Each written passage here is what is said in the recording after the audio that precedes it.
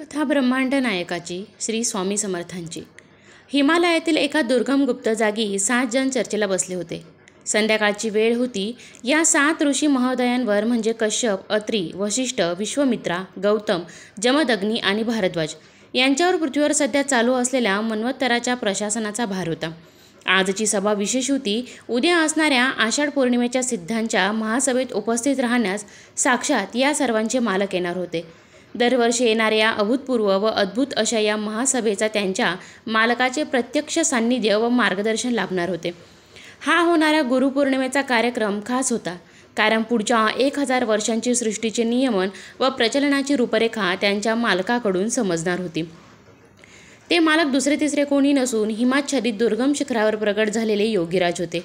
सप्तर्षींनी काय करू आणि काय नको असे झाले होते.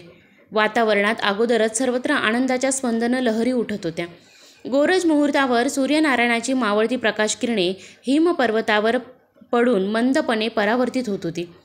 हिमालयातील अत्यंत उंच स्थळी पसरलेल्या त्या पठाराजागी एक सपाट लांब रुंद शिळा होती. सर्व सप्तऋषींनी तिची निवड योगीराजांच्या आसनासाठी केली. तसेच त्यांच्या उजव्या व डाव्या बाजूस 2 विशेष अतिथी या अभूतपूर्व महासभेस येणार होते. त्यांच्यासाठी जागा तयार केली. आषाढ शुद्ध पौर्णिमेच्या चंद्रासही आज उगवण्याची घाई झाली होती.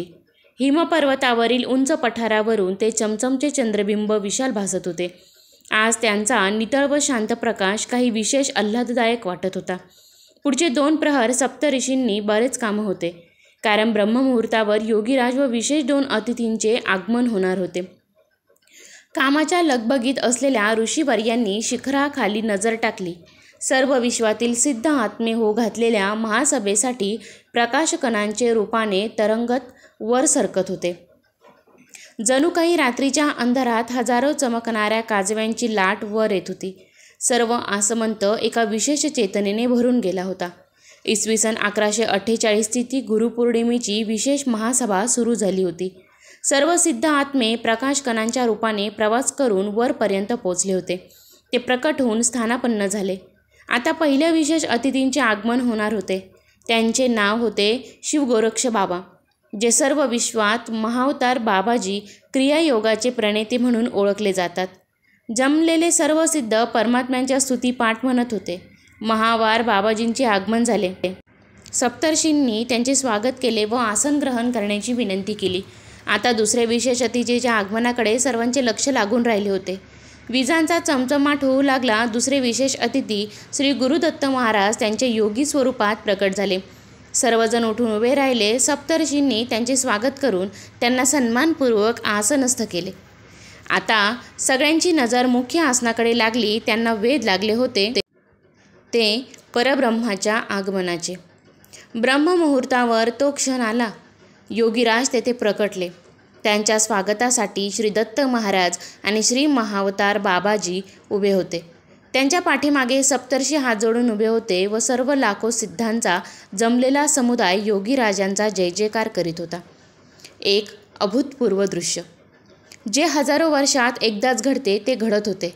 सृष्टी स्तब्ध झाली होती. श्री दत्त महाराज व श्री महावतार बाबाजींनी योगीराजांना तेथे मध्यभागी असलेल्या सप्तर्षींनी निवडलेल्या विशेष शिळेवर आसन ग्रहण करण्याची विनंती केली व त्या महासभेची सुरुवात झाली. योगीराजांनी स्वागत स्वीकारले व सर्वांना शुभाशीर्वाद दिले. मानेनीच खून करून कश्यप ऋषींना सभा सुरू करण्यास अनुमती दिली. सभेत जमलेले सर्व सिद्धी आपापल्या नेमून दिलेल्या कामाचा अहवाल देऊ लागले. योगीराज, श्री दत्त महाराज व श्री शिवगोरक्ष महावतार बाबाजी प्रसन्नतेने मान डोलावत होते.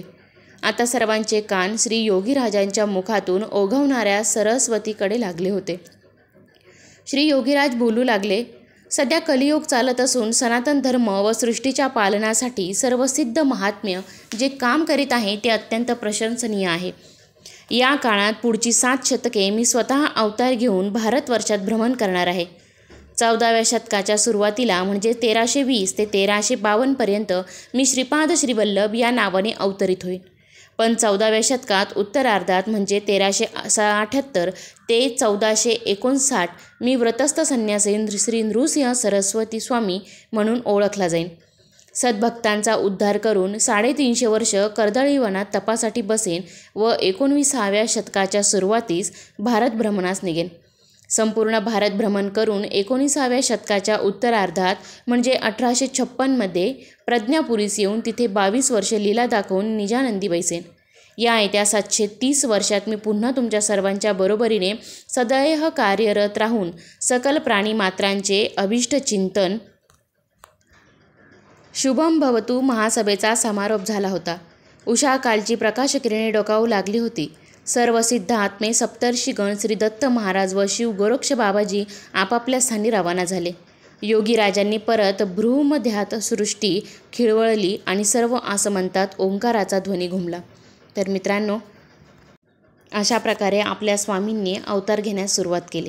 व्हिडिओ आवडला असेल तर लाईक करा, शेअर करा. स्वामींच्या कथा ऐकण्यासाठी माझ्या चॅनलला सबस्क्राईब करा आणि कमेंटमध्ये श्री स्वामी समर्थ नक्की लिहा. धन्यवाद.